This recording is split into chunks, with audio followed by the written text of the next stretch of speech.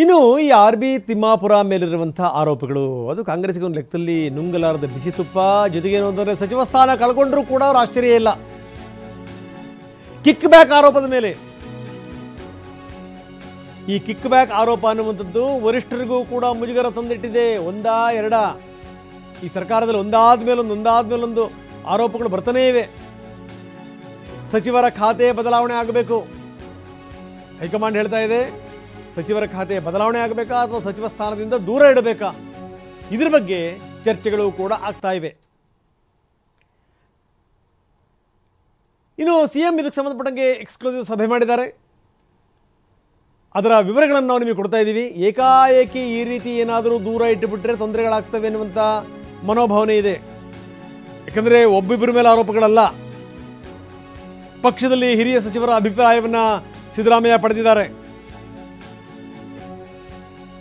ಒಂದು special meeting ಆಗಿದೆ, ಅದರ ಎಕ್ಸ್ಕ್ಲೂಸಿವ್ ವಿವರಗಳನ್ನು ನಾವು ನಿಮಗೆ ಕೊಡ್ತಾ ಇದ್ದೀವಿ. ಏಕಾಏಕಿ ಖಾತೆ ಬದಲಾವಣೆ ಮಾಡೋದು ಬೇಡ ಅಥವಾ ಮಂತ್ರಿಗಳನ್ನು ಕೈ ಬಿಡೋದು ಬೇಡ, ತಪ್ಪು ಸಂದೇಶ ರವಾನೆ ಆಗುತ್ತೆ.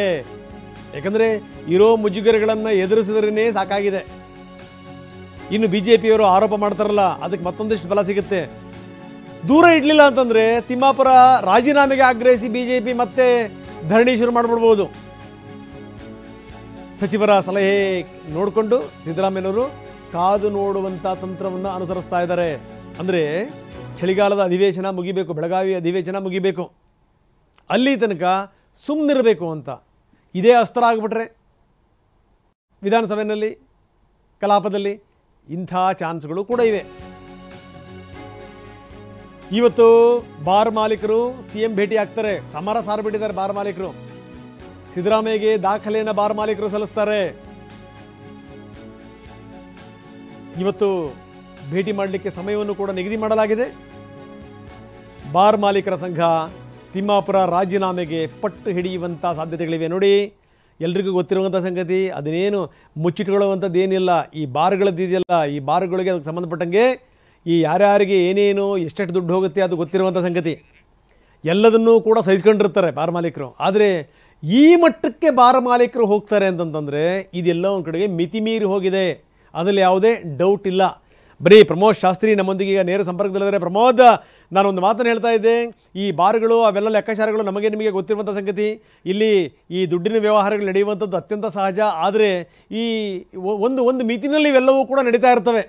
ಆದರೆ ಒಬ್ಬ ಮಂತ್ರಿಯ ರಾಜೀನಾಮೆ ಕೊಡಲೇಬೇಕು ಅನ್ನುವಷ್ಟರ ಮಟ್ಟಿಗೆ ಬಾರ್ ಮಾಲೀಕರು ಸಭೆ ಮಾಡ್ತಾರೆ, ಮುಖ್ಯಮಂತ್ರಿಯವರ ಸಮಯ ಕೇಳ್ತಾರೆ, ಮುಖ್ಯಮಂತ್ರಿಯವರ ಎದುರುಗಡೆಗೆ ಆಗ್ರಹಿಸ್ತಾರೆ ಅಂತಂದರೆ ಇದು ಎಲ್ಲೋ ಒಂದು ಕಡೆಗೆ ಮಿತಿ ಮೀರಿ ಹೋಗಿದೆ ಅಂತಲೇ ಅರ್ಥ.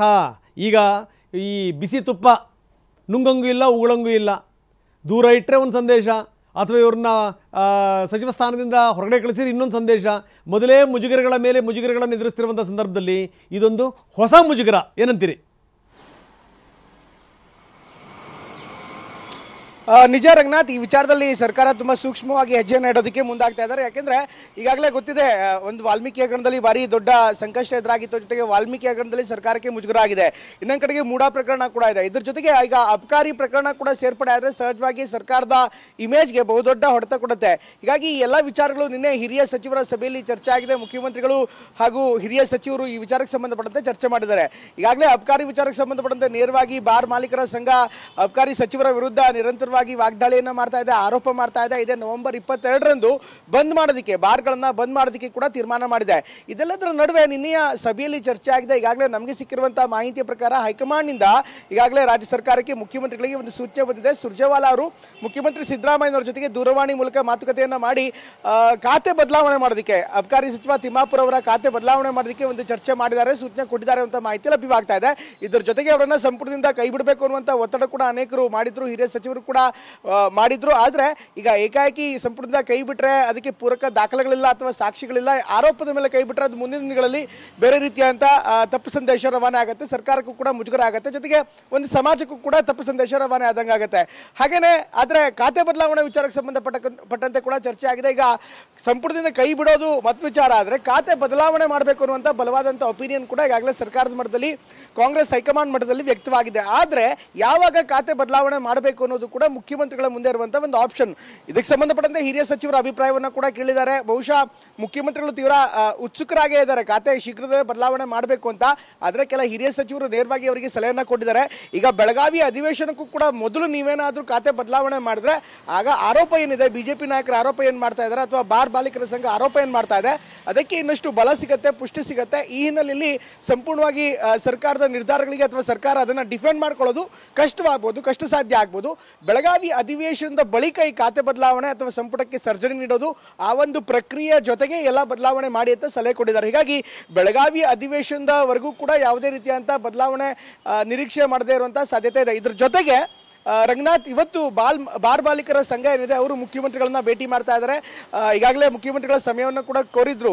ಕೆಲವೊಂದಿಷ್ಟು ಮಹತ್ವದ ಮಾಹಿತಿ, ದಾಖಲೆ, ವರದಿ ಅಥವಾ ಇನ್ನಿತರ ಅವರ ಮನವಿ ಏನಿದೆ ಅದನ್ನ ಸಬ್ಮಿಟ್ ಮಾಡ್ತಾರೆ ಅಂತ ಹೇಳಲಾಗುತ್ತೆ. ಈ ಸಂದರ್ಭದಲ್ಲೂ ಕೂಡ ಮುಖ್ಯಮಂತ್ರಿಗಳ ಜೊತೆಗೆ ಮಾಲೀಕರ ಸಂಘ ಹಾಗೂ ಮುಖ್ಯಮಂತ್ರಿಗಳು ಮಾತುಕತೆ ಏನಿದೆ ಅದರಲ್ಲಿ ಇನ್ನಷ್ಟು ವಿವರ ಸಿಗುವಂತಹ ಸಾಧ್ಯತೆ ಇದೆ. ರಂಗನಾಥ್, ಧನ್ಯವಾದ ತಮ್ಮೆಲ್ಲ ಮಾಹಿತಿಗೆ.